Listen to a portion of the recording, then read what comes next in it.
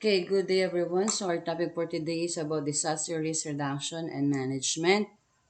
This was prepared by First Lieutenant Joseph Reynald C. De La Cruz, our Safety Officer 2 and Certified Campus Security and Safety Manager in Bulacan State University. Of course, this will be presented by yours truly, Ma'am Mabel and De La Cruz. Okay, for the sequence of presentation, so first, no, we're going to discuss the legal basis. Why do we need to study disaster risk reduction management? And second, the definition of terms. So, ibig sabihin to familiarize for those terminologies that we're going to discuss here in our topic. And then the third one, mathematical equation, thematic areas of disaster, hazard identification, risk assessment, and control. And the last topic that we're going to discuss is the crisis management plan. Okay, for the legal basis, the reason why kailangan natin aralin itong reduction management because of this legal basis. First one, we have the Republic Act of 10121 or the PDRRM Act of 2010. So, it says that the Philippines Disaster Risk Reduction and Management Act of 2010 will strengthen the country's disaster risk reduction management system. You know guys, alam nyo naman na talagang very prone tayo sa typhoon, earthquake, and also volcanic eruption which is nangyayari ngayon di ba? Sa Taal volcano. So imagine niyo, very welcoming ang Pilipinas pagdating sa mga bagyo. Imagine niyo 18 to 20 typhoons per year ang dumadaan sa ating bansa. So imagine those things na nangyayari sa ating bansa. Ano yung magiging damage nito sa atin, no? So paano maiwasan yung mga damage na yon? O paano natin ihahanda ang sarili natin with those things na possible mangyari sa atin at alam naman natin dadaan sa atin every year. Kaya, the Disaster Risk Reduction and Management Council or NDRRMC were establishing to address the national program to disaster management, focusing on the four thematic areas of disaster. First, so the prevention and mitigation. Second, disaster preparedness. Third, disaster response. And lastly, disaster recovery and rehabilitation. So, Another another legal basis is the Section 14 of Republic Act 10121. Sabi diyan, the integration of disaster risk education in the school curricula and Sangguniang Kabataan Program and mandatory training for public sector employees. So, ibig sabihin, mandatory training especially sa public employees and sa public employees, no? It is also a legal basis to integrate, sabi dyan, disaster reduction and management education and the school curricula of secondary and tertiary level education, including also the National Service Training Program. Kaya nga ginagawa natin ngayon, no? So for us, ma-educate tayo regarding disaster risk reduction management and even during your secondary education. So may integration na dapat na ginawa doon. Nang sa ganun, maging handa tayo lagi. Okay, next is the additional basis or legal basis on the Philippines disaster management. So we have here Republic Act 9372 or the Human Security Act of 2007 and the Republic Act 9514, the Fire Code of the Philippines of 2008 and Republic Act 10871, the Basic Life Support Training School Act of 2016. And then we have also here Republic Act 11479, the Bayanihan to Heal as One, especially nangyari yan during pandemic, di ba? And then Republic 11479 or the Anti-Terrorism Act of 2020. Okay, so let's move forward to the disaster. Okay, so a disaster is a serious disrupt of functioning of community or society, including widespread of human materials, economic or environmental losses and impact which exceeds the ability of the affected community or society to cope using its own resources. So, ibig sabihin, serious disrupt, serious problem. na nakakaapekto sa atin, sa human, materials, economic, or even environmental losses na anong magiging apekto sa atin exceeds ability of the affected community to cope using its own resources. So, definition of terms pa lang yan, ano? Okay, now let's move forward to hazard. Sabi dyan, a hazard is a dangerous phenomenon, substance, human activity, or condition that may cause loss of life, injury, or other health impact, property damage, loss of livelihood and service, social and economic disrupt, or environmental damage. Sabi dyan, no, that may cause. So that is hazard. That may cause a disaster. That may cause a serious problem. So see the difference, no, between hazard and disaster. But then sabi ko nga, definition of terms pa lang tayo. Okay, how about the term vulnerability? Sabi dyan, the characteristic and circumstances of community system or that make it susceptible to the damaging effects of the hazard. Ito yung mga kahinaan ng community. So, what are we going to do with those, no? Kahinaan. Okay. And then, another definition of terms is the disaster risk. Sabi dyan, disaster risk pa lang, no? The potential disaster losses in lives, health status, livelihood, asset, and service which could occur to a particular community or society over some specified future time. Risk, no? So, now, after the discussion of the definition of terms, let's move forward to disaster equation.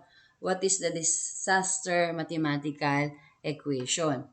Sabi dyan, eto, hazard times vulnerability times exposure. You are exposed to that, no?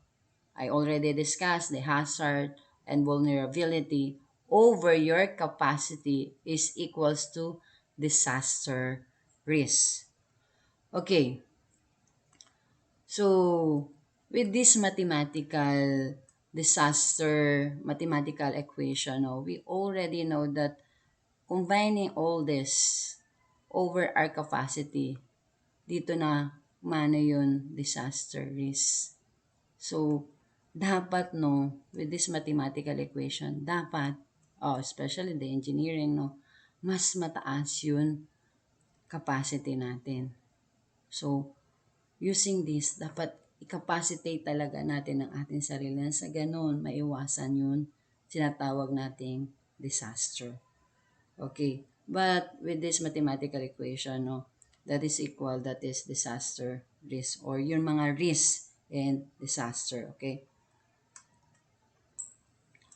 Okay, so this is the thematic areas, di ba? We have four. For the prevention, no? So, another terminology so for this is disaster thematic areas, we have disaster prevention. What is disaster prevention? This is the outright avoidance of adverse impact of hazard and related disaster. Oh, with this picture, para maiwasan, no? Maiwasan na agad. I-avoid na agad natin yung mga possible disaster na nakikita dyan. Let's say, yan, prone tayo dyan sa landslide. Oh, let's move forward. O, ano ba yung dapat gawin? O, ano mga possible dapat gawin natin dito na sa ganun ma-prevent natin? O, gawa na agad ng action, especially the government. O, di ba? Okay. Next one, we have disaster mitigation. Pag disaster mitigation, the lesson or limitation of the adverse impact of hazard and related disaster to lessen. Buwasan natin, let's say, ito sa palagay nyo, no? So, bakit with this picture, parang tinatanggal yun na nasa overhead. So, they are making sure na halimbawa pagka bumagyo or nagkaroon ng lindol, walang masyadong bumabagsak, no? So, nililesen natin yung mga possible things na makakadisgrasya sa atin. Okay. The next one is another thematic area. So, first, di ba, we have the prevention. Now, then preparedness. So, for disaster preparedness, this is the knowledge and capabilities developed to effectively anticipate response to a recover from impact of likely imminent or current hazard event or condition. So, andyan nakikita na how are we going to prepare. So, syempre, educate natin yung people. Ano ba yung Pilipinas? No, ano yung pwede nating gawin enable for us mapaghandaan natin yun mga sakunang darating. Kasama, ito yung mga factor to consider on disaster preparedness. Siyempre, awareness. Second, knowledge. Maturoan tayo, no? O magkaroon ng kaalaman. Third, skills. And of course, the equipment. Okay, so, okay. So, for the survival kit, sabi dyan, a package of a basic tools and supply prepared as an aid to survive during an emergency situation. Sabi dyan, note that the survival kit must have supplies that last for at least 3 days. Likewise, the content of the kit should be based on the needs sa mga pangangailangan natin. Okay, see to it that we have lot of water here. Sabi nga, di ba, we can, sabi sa isang research, we can live for more than 3 weeks even without food for as long that we have water. No? Okay, so for the preparedness, here are the pointers in preparing a survival kit. Make sure that we have foods and water. Of course, power and energy. Communication is also important, no? Make sure, alam naman natin na magbabagyo. So, make sure, ayan, may mga power bank naman, solar power bank, mga nabibili na, di ba, sa Shopee. Walang imposible sa Shopee. Lahat nabibili, no? At paano. So, make sure na see to it na talagang full charge siya. Especially pag alam mo naman na may darating na sakuna. Especially typhoon kasi with warning siya. Then we have first aid and medicine and also some legal documents, money, security, and others. Yung mga talagang alam mong needs mo. Okay. Next, for the response. So, disaster response is the provision of emergency service and public assistance during or immediate after the disaster or order to save lives, reduce health impact, ensures public safety, and meet the basic subsistence and needs of the people affected. So, sa palagay nyo, gaano ba tayo ka-quick mag-response, no? So, kaya ba natin, especially yung government natin, no? Kaya ba mag-response immediately? May nangyaring sakuna, accident, that, oh, di ba, we have emergency hotlines. Gaano sila kabilis mag-response sa let's say, fire, no? So, gaano sila kabilis mag-response? O, isipin natin mabuti. So, we have some activities dati na nangyari dito, especially last month lang, this month lang, or no. So, natatandaan nyo ba na lahat kayo, kung nandito kayo that time, during the earthquake drill, no? So, ginawa natin yung drop, cover, and hold, no? Hold on. So, paano po yung drop, cover, and hold? So, this this picture shows how we're going to do that. Sabi dyan, drop, of course, yuko, then roll, then take cover, sturdy table between rows of seat in a lecture halls, and then protect, of course, your head and neck, especially head and neck. So, ganyan, no? And hold on. Don't run, don't push, wag tatakbo, wag magtutulakan, wag mag-uusap pa. Nako, nangyari yan nung drill natin. Parang, ayan na po yun, earthquake. Automatically, pag nagkwekwentuhan, wala pa, relax lang sa paglakad. But then, in actual scenario, nangyayari, nagtutulakan, no? Tapos, iwasan din natin yun, ay, may nakalimutan ako. Huwag na tayong bumalik. Don't return and don't bring your things. Kasi, syempre nga, mas importante ang buhay. Yung mga material things, mababalik yan eh. Yung buhay, pagka nawala na, automatically hindi na mababalik yan. Okay, this is the thematic areas for response. Sabi dyan, don't forget the word raise, the fire emergency response. We have the pagka-raise, di ba? Raise. So, rescue, alarm, contain, and extinguish. So, look around you, di ba? Each building, meron naman mga fire extinguisher. So, how are we going to use the fire extinguisher? So, we have to pull the pin in the handle, aim the nozzle and the face of the fire, and then squeeze the lever slowly and sweep from the side to side, di ba? Ayan. But, actually anak, meron na rin mga fire extinguisher, di ba, nabibili sa Shopee, wherein parang ni-spray na lang.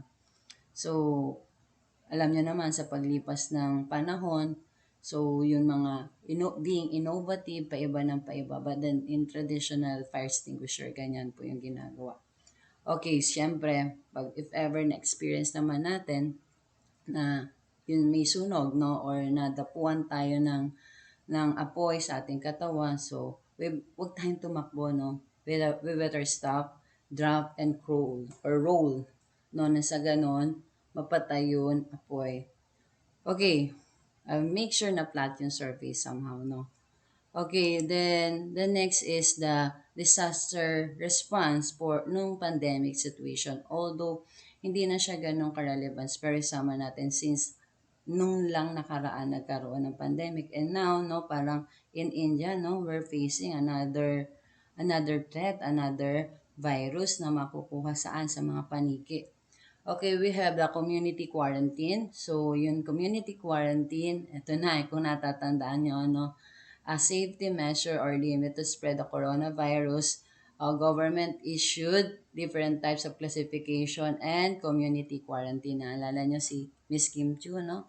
Bawal lumabas. So, those times, sino ba dyan yun talaga nag-i-insist na lumabas? Especially yung mga vulnerable ones, no? Bawal na bawal. Mga may hina, no? Yung katawan. Okay, so we have the ECQ. It is a local populace under the ECQ are generally ordered to stay at home with its residents restricted from traveling to other cities or barangay na sa ganun may iwasan na natin yung pag-spread. And the LGU barangay unit can issue quarantine passes to allow one representative per family to buy essential goods outside curfew hours and within the issuing authority and jurisdiction. So, yun, pagka ECQ talagang kailangan, no, meron ka pang quarantine pass. And then we have the GCQ. So, sa GCQ, so it is considered as more lenient than ECQ. So, public transportation is allowed at reduced capacity and selected businesses are allowed to operate, especially those essentials, no? Lugaw is essential, sabi. 50 to 100% of their regular capacity depending on their industry. So, another other measures, the following, or we are very much familiar with this kasi neto lang natin dinaanan 2 years ago. At kayo, yung mga kabataan talaga na totally naapektuhan nitong ECQ and GCQ, this pandemic, no? Wherein talagang halos hindi nyo na enjoy yung high school life ninyo because we just stay at home. And the good things lang na na-experience natin is talagang naging aware tayo in everything. So, na-equip natin na sarili. Even older na ako, na-equip ko rin na sarili ko using this social media, di ba, yung mga iba't ibang platform na gagamitin sa pagtuturo. Imagine mo, we're using Google no Google Classroom and also Microsoft MS o MS Team. So other measures, the following are additional type of community quarantine measures that may be imposed by the authority depending on their situation. Meron pa tayong, ayan, nagsimula na yung extended or EECQ, extensive, extreme, enhanced community quarantine. But then, kailangan ng face mask pa rin, no? Modified Enhanced Community Quarantine, the MECQ, Modified Total Community Quarantine, MGCQ, mas maluwag na. And then, the Total or Special Concern Lockdown. Oh, if ever, yung mga may area lang dyan, no? Na na doon lang merong ano. So, somehow, no? And then the new normal, which is ang new normal natin ngayon, all of us, parang natuto na talaga tayong mag-face mask and also, syempre, pag-iingat. And also, syempre, we always wash our hands. Okay, next, disaster response during the pandemic situation. So, parang babalikan lang natin kung ano ba yung ginawa natin during the pandemic. Even though, no, na we're very much familiar about it, no. So, di nakikita. So, first, no, first, stay, disaster pandemic situations, safety tips against Corona-19 virus. Okay, so keep your hands clean through washing frequently using soap, water, or using alcohol-based hand rub to keep your hands clean. Then second, maintain social distancing for about 1 to 2 meters. Wear a face mask, face shield. Naalala nyo pa face shield? So yung face shield ngayon ginagamit na lang somehow pag pamprito, no? Para nakikita. I don't know kung meron pa kayo natabing face shield, no? And then don't touch your eyes, nose, or mouth.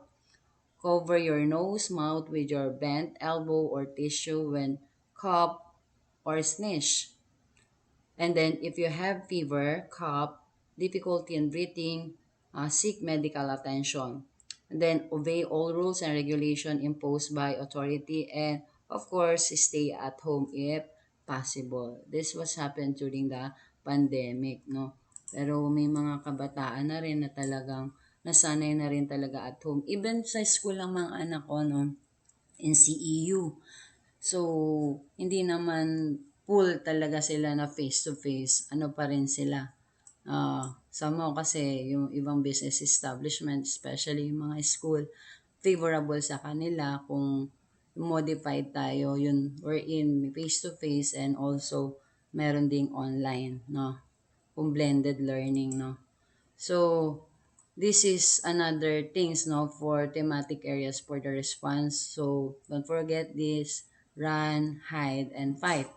So, run, if there is an accessible part, use it. So, we have to run, move away from the threat and quickly as possible, and then evacuate regardless if there is other agrees and leave your belongings behind.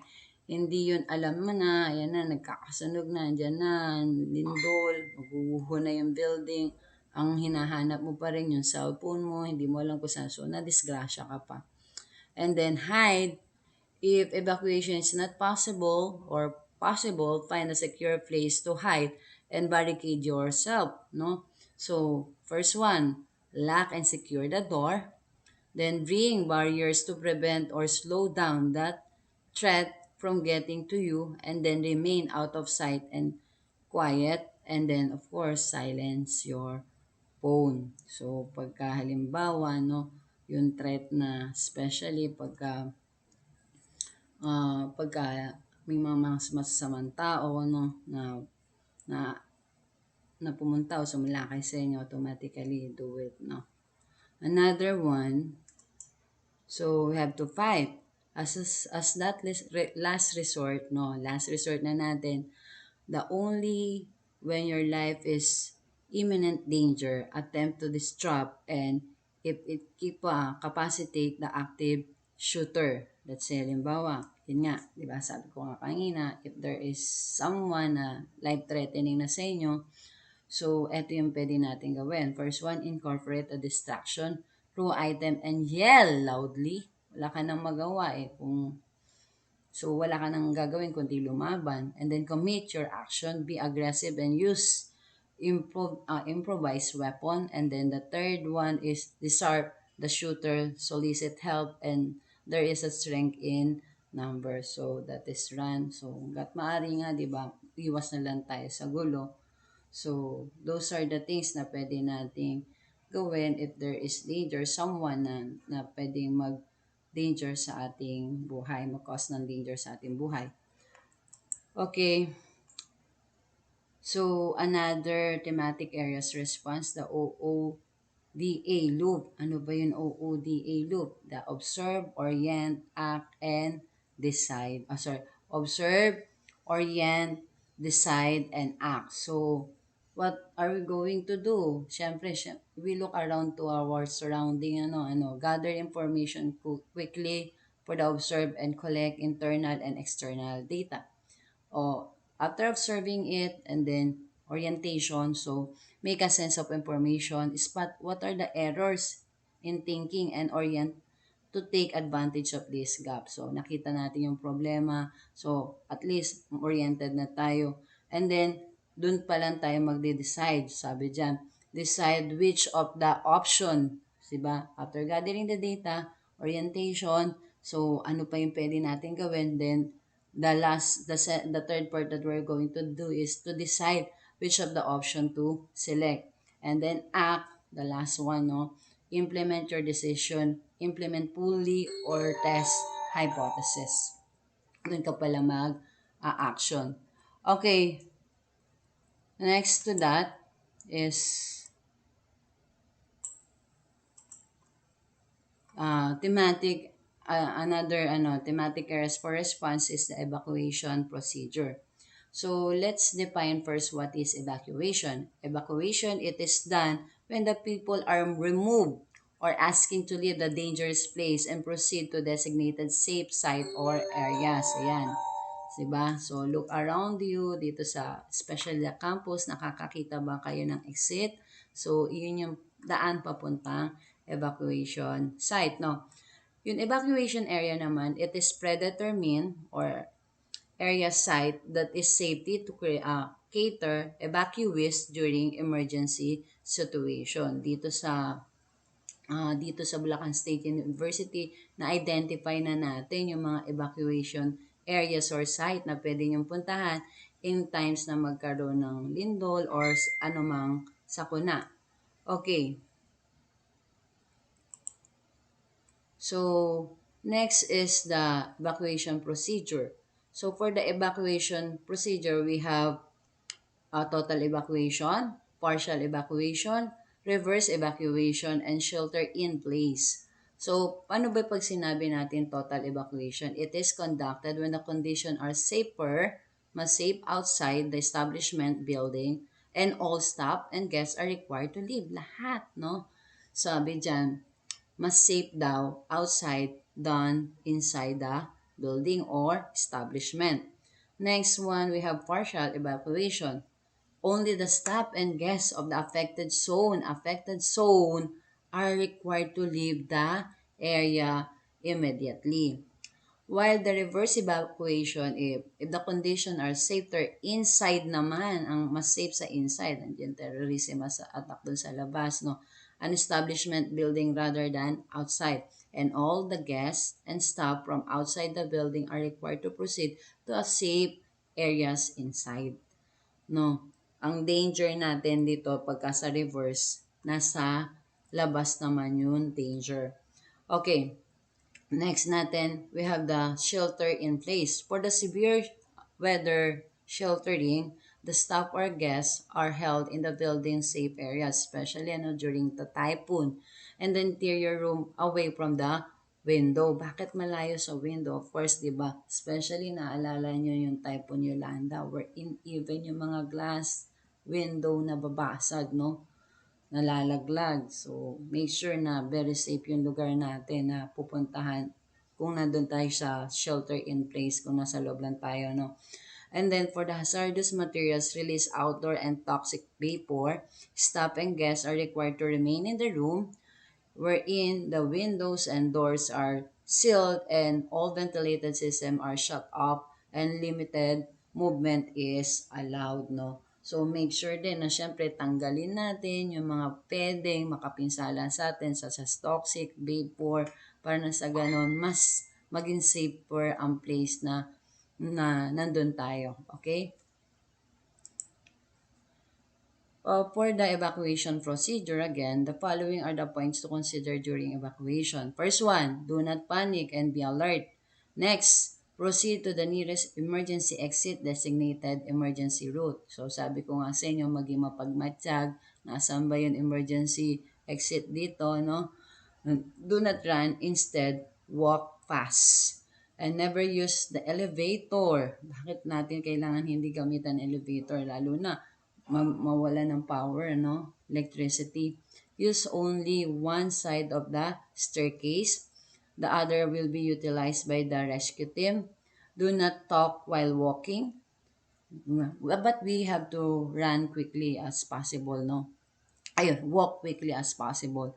Give consideration to elder, pregnant, person with physical condition, of course, person with disability. And then proceed to determine evacuation areas. Dun sa safe areas, ano. And once you get out, never return to the building. And observe time consumption during evacuation. Maximum of 3 minutes. Kailangan mabilis talaga ang response natin. During the time na nagkaroon tayo ng earthquake drill, napakatagal yung iba no, na palabasin. I don't know what happened to you guys. No, ayan na nga, earthquake na nga. Bakit ba natin ginagawa yon? Para sa ganon, na-train na tayo, handa tayo. So, dapat lang sumunod tayo kung may mga ganong activities sa school. Okay, and then now, let's move for another thematic areas, the recovery and rehabilitation. For the recovery, the decision and action taken are a disaster with a view to restoring or improving the pre-disaster living condition or stricken community while encouraging the facilitating necessary adjustment to reduce the disaster risk.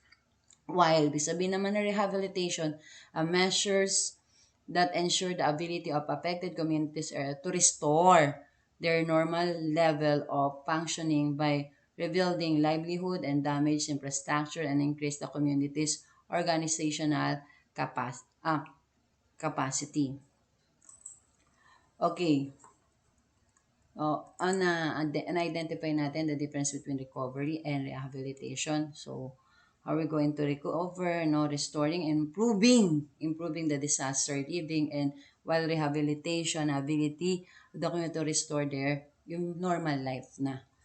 Okay, so now let us identify the difference between hazard and risk. So, hazard identification and risk assessment and control. Sabi ni Ma'am Mabel kanina, hazard is something that can cause harm, while risk, it is a change, low or high, that may hazard will actually cause somebody. So, yun ang difference between hazard and risk. It may cause harm, pwede tayo ma-disaster, while risk is kung gaano ba yun level, whether it will change to low or high, that any hazard would actually cause or harm, no? Na kung gaano yung level na harm na pwedeng ibigay sa atin, no? Okay, so what is hazard? So a hazard is anything that will potentially to cause harm or damage. Example nito, a wet floor, hazard yan, no? Aggressive or violent worker, incompetent worker, a sharp object is also a hazard. And then, a congested place or areas. Ano pa pwede mangyari doon, di ba? Stampeding, etc. So, alam natin na hazards yun. So, dapat ano yung pwede nating response sa kanila na sa ganun, maiwasan yung harmful thing that will damage us. Halimbawa, ito. Even sa mga classroom natin, tingnan natin, ano ba nakikita niyong hazardous dyan? Tingnan nyo, yung bang electric fan, hazard ba siya? Yung position ng electric fan, yung window natin, yung door natin. Okay. Then, hazard and rusty lifting gear. Okay, ito yung example. Yan. So, iwas-iwas. May I share with you, during that time na nagpunta rin ako sa barko ng Mr. ko in Batangas, no? Nakita ko talaga kung gaano kalalaki yung mga lubid. So, since lalo na ako, hindi naman ako familiar to that place, so pinaiwas sa akin ng Mr. ko na pumunta or mapalapit dun sa lugar na yun, na yun malalaking lubid. As in talagang lalaki ng lubid. So, very hazardous, lalo na if you're not aware kung paano mo i-handle yun, no? Okay. Next to that, we have, ano ba yung hazard? Ito yung pinaka-picture para mas maintindihan natin yung difference between hazard and risk. Diba? Ito, sa hazard, ito yung mga things na pwedeng explosive, etc. or sabi combustible materials, no? So, ito naman yun, this, no? Ito may apoy. Keep clear all the time. So, para maiwasan. Ay, so, ito another hazard. May mga, aside from that, another na nire-represent neto, let's say, ayan, fire exit, di ba?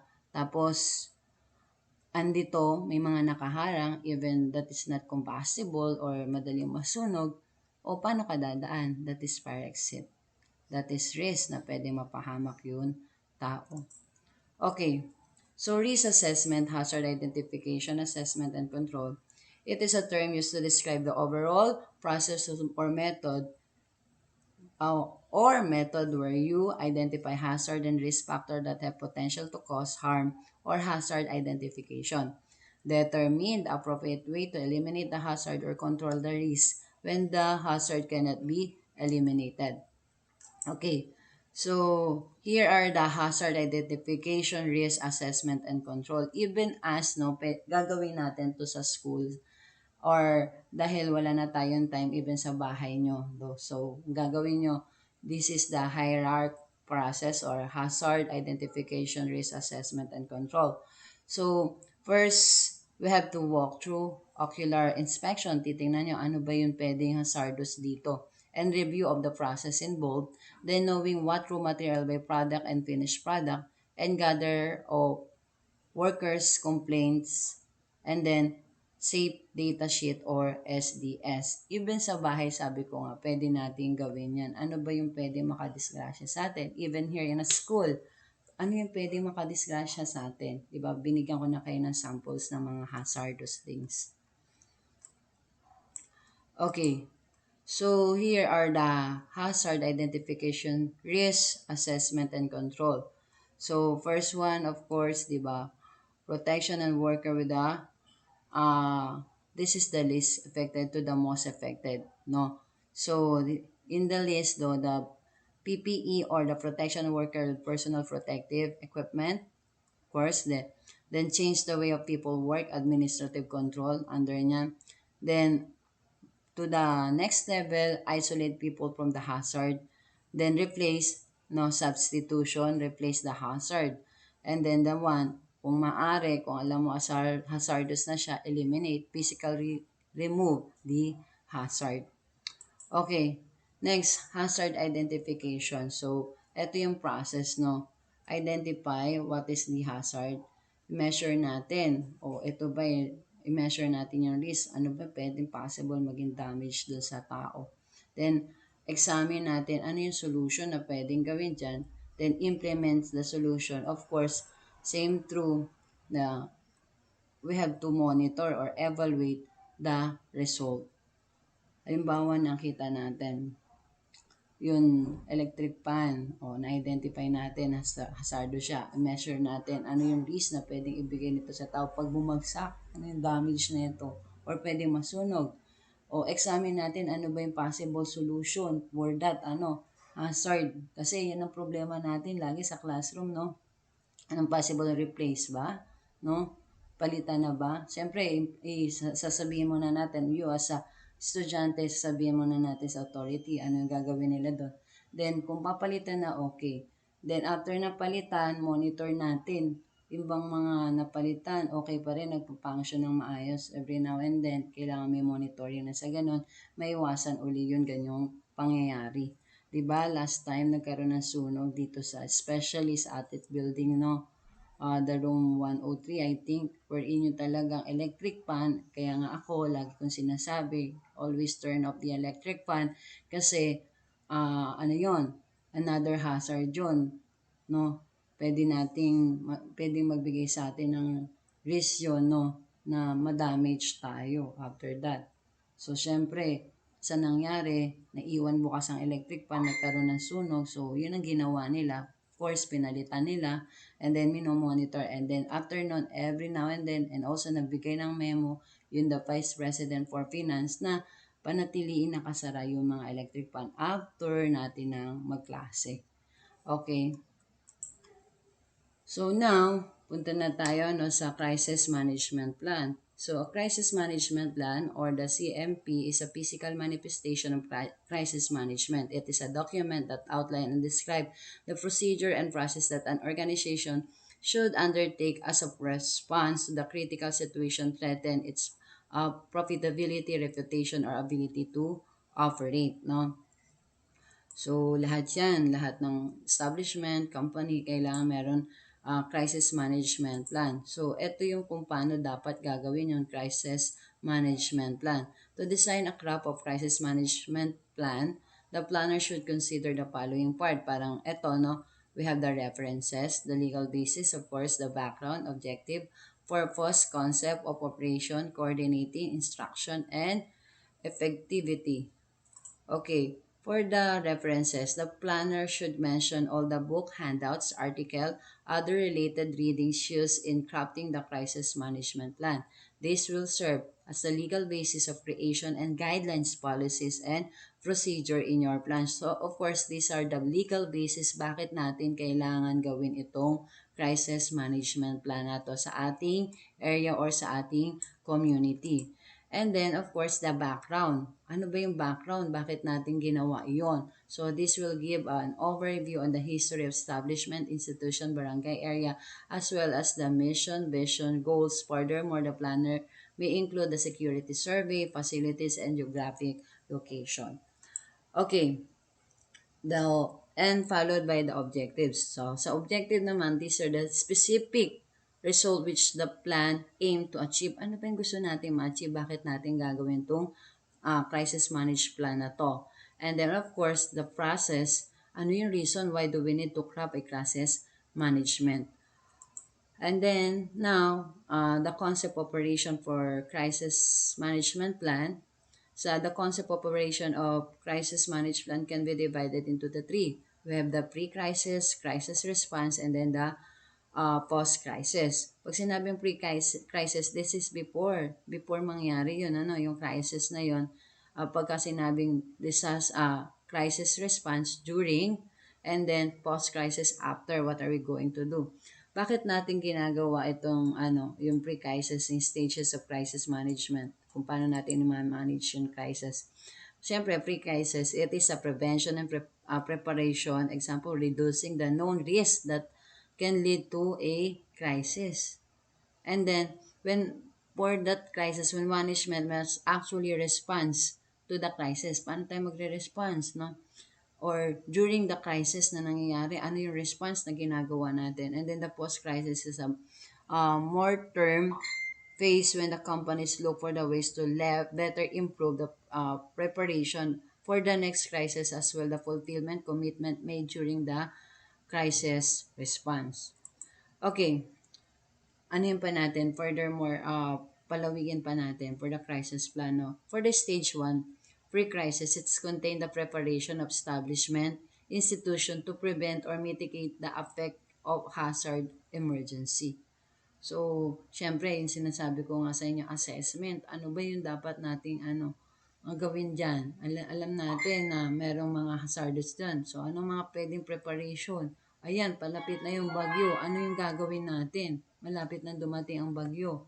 So, even in our country, ginagawa natin yung pre-crisis, no?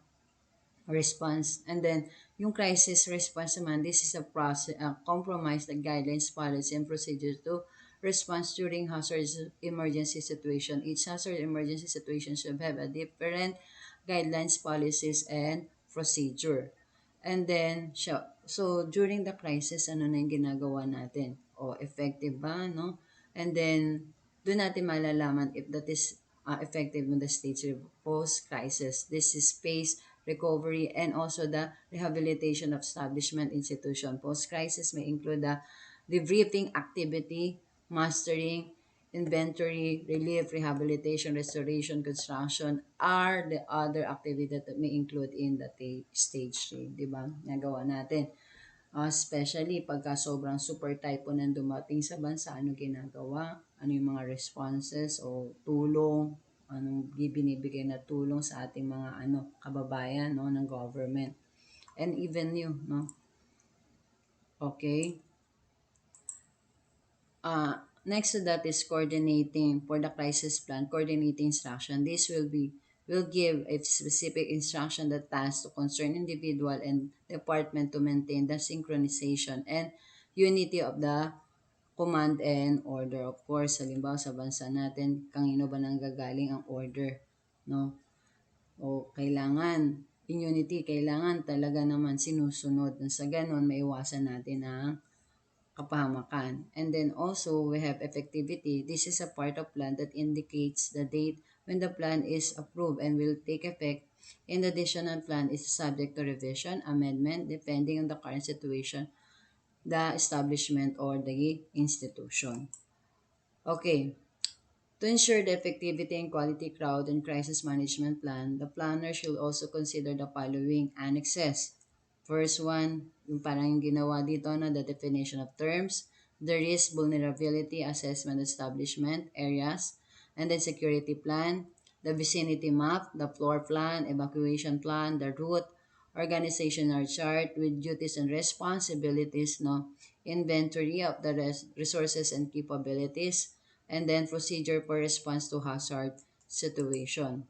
Okay, for the definition of terms, it is the list of possible terminology that you may encounter in crafting a crisis management plan. So how are we going to use that, no? Those terminologies in your management plan. Same as research, no? Oh, you use that variables, paano mo ginamit for that. Okay, and then next one is the risk and vulnerability assessment. The purpose of inspection is to determine the readiness, status, and capabilities of their respective establishment during the assignment times of hazards and emergency. So, ibig sabihin, alamin natin, expect natin, determine natin yung readiness or kahandaan or capabilities ng ating mga assigned person in times of emergencies. Ano?